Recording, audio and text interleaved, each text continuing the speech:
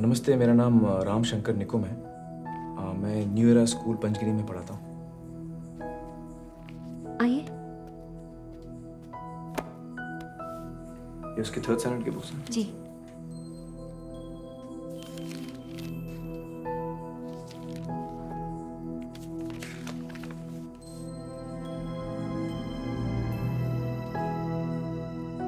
ये किसने बनाया? ईशान ने। ईशान ने? ईशान पेंटिंग करता है? हाँ, उसको पेंटिंग का बहुत शौक है। कभी बातें जैसे दादी नानी, कभी चलके जैसे मम्मम पानी, कभी बन जाए भोले सवालों की झड़ी। सन्नाटे में हंसी के जैसे, सुने होठों पे खुशी के जैसे, ये तो नूर है बरसे कर तेरी किस्मत वो बड़ी। जैसे झील में लहराए चंदा, जैसे भीड़ में अपने का कंधा, जैसे मन मौजी नदियाँ झाग उड़ाए कुछ करे। जैसे बैठे बैठे मीठी सी झपकी, जैसे प्यार की धीमी सी थपकी, जैसे कानों में सरगम हरदम बजती ही रहे। खो न जाए, खो न जाए, खो न जाए,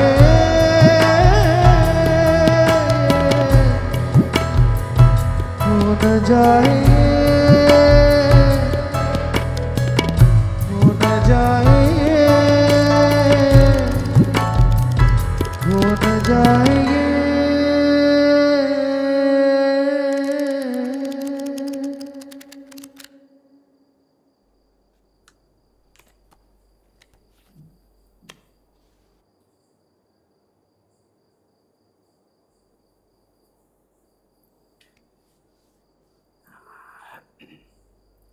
हाँ, पानी मिलेगा प्लीज?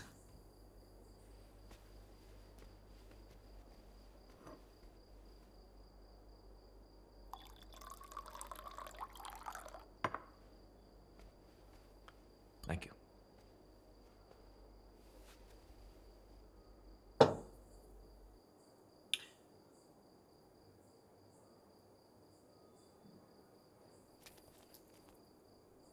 क्यों भेज दिया उसको? क्यों? कोई रास्ता ही नहीं था। पिछले साल वो 3rd स्टैंडर्ड में फेल हो गया। यकीन करेंगे, 3rd स्टैंडर्ड, और सुधरने के कोई आसार नहीं। ये मेरा बड़ा बेटा हर क्लास में हर सब्जेक्ट में फर्स्ट आता है, और वो दूसरा।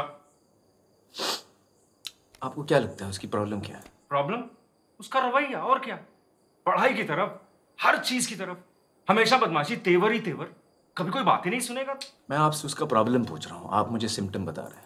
आप बता रहे हैं बच्चे को बुखार है, वो मुझे मालूम है। मैं पूछ रहा हूँ बच्चे को बुखार क्यों है, वजह क्या है बुखार की? हाँ, तो फिर आप भी बताइए, बताइए। उसके पढ़ने लिखने की गलतियों में आपने कोई पैटर्न देखा, कोई गलती जो वो दोहराता हो? पैटर्न? काय का पैटर्न? सब गलतियां ही गलतियां। फिर आप पैटर्न पहचान नहीं पाए।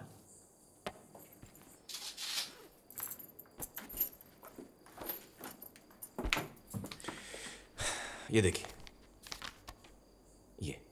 ये बी की जगह डी तो डी की जगह बी।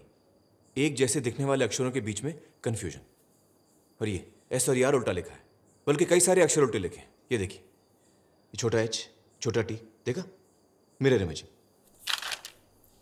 एनिमल, एनिमल, एनिमल, एक ही पेज पे 3 अलग अलग स्पेलिंग। इसका मतलब कोई एक गलत स्पेलिंग उसे याद है, ऐसा नहीं। दूसरी बात, एक जैसे शब्दों को मिक्सअप करता है। ये टीओपी टॉप बन गया पीओटी पॉट, SOLID सॉलिड बन गया SOILD सॉलिड।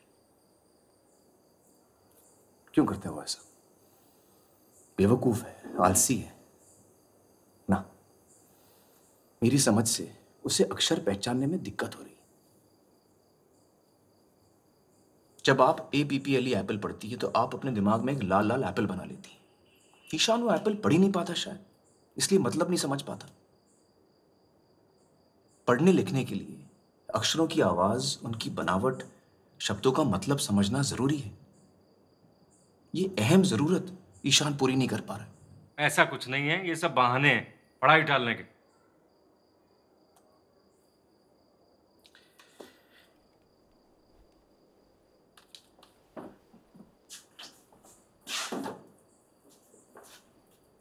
जरा ये पढ़िए मिस्टर अवस्थी। ये कैसे पढ़ सकता हूँ मैं? ये तो चाइनीज में है। अरे कोशिश तो कीजिए, चलिए ध्यान दीजिए। क्या बेकार की बात कर रहे हैं, मैं कैसे पढ़ सकता हूँ आप इसको? बदतमीजी कर रहे हैं, आपका रवैया ठीक नहीं है, ये आप शैतानी कर रहे हैं।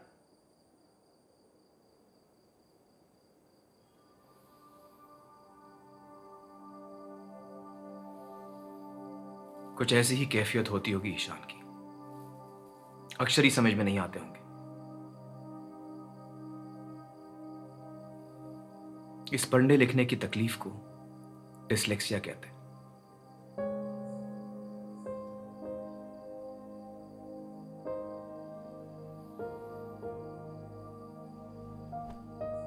कभी कभी बच्चे को डिसलेक्सिया के साथ साथ और भी तकलीफें हो सकती हैं, जैसे कि मल्टीपल इंस्ट्रक्शन समझने में दिक्कत, turn to page 65, chapter 9, para 4, line 2, confusion, या फिर poor fine and gross motor skills. क्या ईशान को अपने शर्ट के बटन या जूते की लेस बांधने में तकलीफ होती है? हाँ। योहान, जब तुम उसकी तरफ बॉल फेंकते हो क्या वो पकड़ पाता है? वो बॉल को कभी जज ही नहीं कर पाता।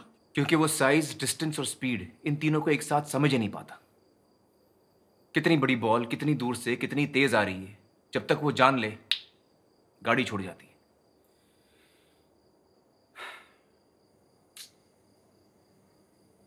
जरा सोचिए, एक बच्चा महज 8 या 9 साल का पढ़ नहीं पाता, लिख नहीं पाता, रोजमर्रा के मामूली काम नहीं कर पाता, वो सारी चीजें नहीं कर पाता जो उसकी उम्र के बच्चे बड़ी आसानी से कर लेते हैं।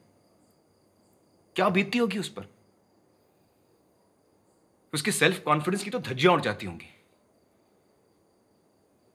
अपनी खामियों को टेढ़ेपन के लिबास में लपेटकर दुनिया से लड़ता होगा हर रोज, गदर मचाता होगा, गदर। यहां क्यों बताऊं दुनिया को कि नहीं आता, नहीं करना क्या कि टाल नहीं दो? बड़ों से तो सीखते हैं बच्चे।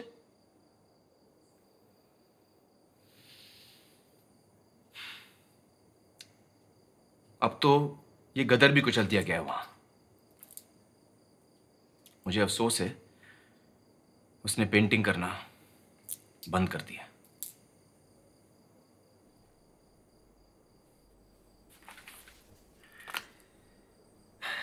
बड़े दुख की बात है। लेकिन ईशान ही क्यों? इसका कोई जवाब नहीं है। इट्स अ न्यूरोलॉजिकल डिसऑर्डर, किसी को भी हो सकता है, कभी कभी जेनेटिक भी होता है। आम आदमी की ज़बान में कहूँ तो ब्रेन में ज़रा सी वायरिंग की प्रॉब्लम है बस। तो आप ये कह रहे हैं मेरा बेटा नॉर्मल नहीं है, मेंटली रिटार्डेड? अजीब आदमी है आप। ये देखिए मिस्टर अवस्थी, ये तेज दिमाग हजार ख्याल बुन रहा है रंगों में, आपके और मेरी काबिलियत से कहीं आगे। लेकिन इसका फायदा क्या है? इसमें फायदा क्यों ढूंढ रहे हैं? तो और क्या ढूंढूं?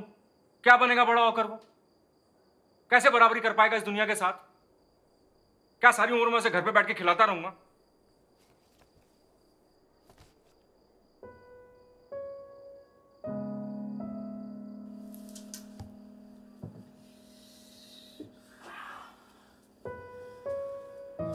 जानता हूं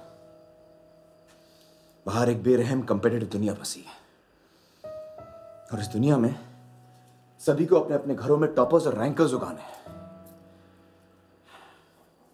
हर किसी को अव्वल नंबर चाहिए। डॉक्टर, इंजीनियर, मैनेजमेंट, इससे कम तो बर्दाश्त ही नहीं।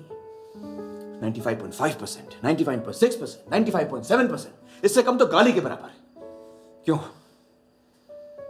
अरे जरा सोचो, हर बच्चे की अपनी खूबी होती है, अपनी काबिलियत होती है, अपनी चाहत होती है, लेकिन नहीं, हर उंगली को खींचकर लंबी करने में लगे हैं सब। लगे रहो, चाहे उंगली क्यों ना टूट जाए।